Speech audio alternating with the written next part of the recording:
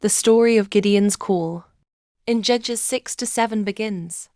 During a time when Israel was oppressed by the Midianites, the people of Israel had turned away from God, worshipping false gods, which led to their suffering.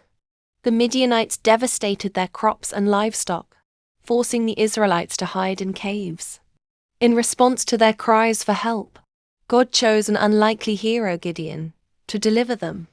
Gideon, the youngest in his family from the weakest clan in Manasseh, was threshing wheat in a winepress to hide it from the Midianites.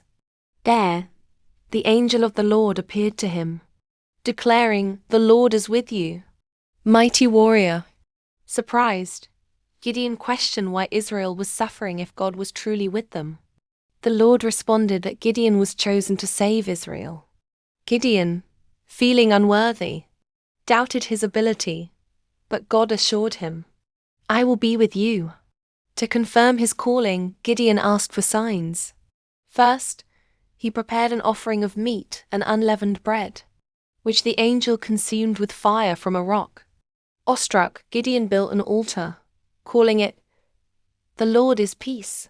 That night, God commanded him to destroy his father's altar to Baal and cut down the Asherah pole beside it. Gideon obeyed, though he did so at night out of fear. When the townspeople demanded his death, his father Joash defended him, saying, "If Baal is a god, let him defend himself." Later, when the Midianites and Amalekites camped against Israel, the Spirit of the Lord came upon Gideon. He blew a trumpet, rallying warriors from several tribes. Still uncertain, Gideon asked for another sign. He placed a fleece on the ground, requesting that it be wet with dew while the ground remained dry. And then the reverse. God granted both signs, confirming his promise. With 32,000 men gathered, God declared that the army was too large, lest Israel boast in their own strength. He instructed Gideon to send home anyone afraid. 22,000 left, leaving 10,000. Still, God said the number was too great. He led Gideon to a test at the water. Those who lapped water with their hands were chosen. Only 300 men remained.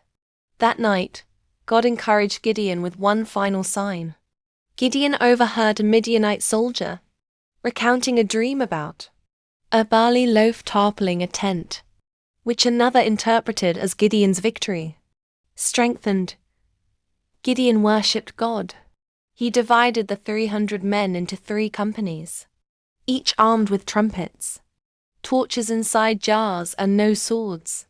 At his signal, they blew their trumpets, shattered the jars, and shouted, "A sword for the Lord and for Gideon."